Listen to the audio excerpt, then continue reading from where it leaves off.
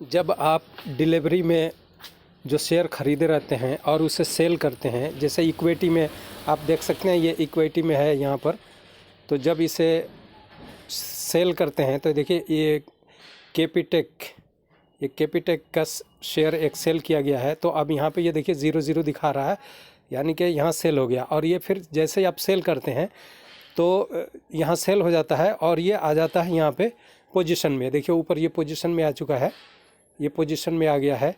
और इसी में देखिए जो ये देखिए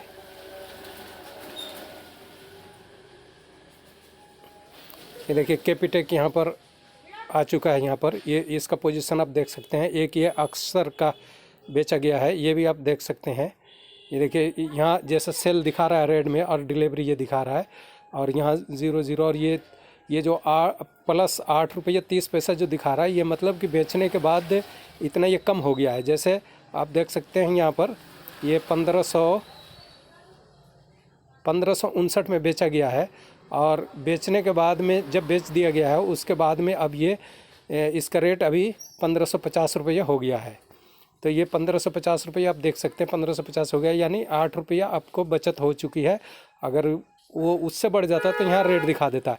जैसा कि आप देख रहे हैं ये अक्सर वाले में इसमें जितने का बेचा गया है ये उतना ही पर है। ये देखिए 5 रुपये 5 पैसे का बेचा गया है, तो ये अभी 5 रुपये 5 पैसे पर ही है। अगर ये बढ़ जाता है इसका रेट तो यहाँ रेड कलर हो सकता है, यहाँ पर रेड कलर हो जाएगा और उतना पैसा जितना दिखाएगा उतना रेड कलर में आ जाएगा और उतना नुकसान आपको दिखाएगा।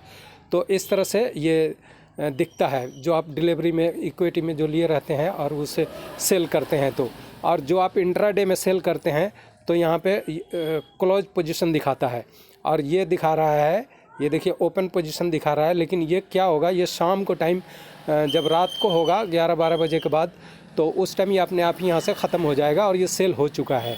कई बार नए लोगों को ये समझ में आता है कि ये सेल नहीं हुआ है, तो ये सेल हो चुका है। ठीक है।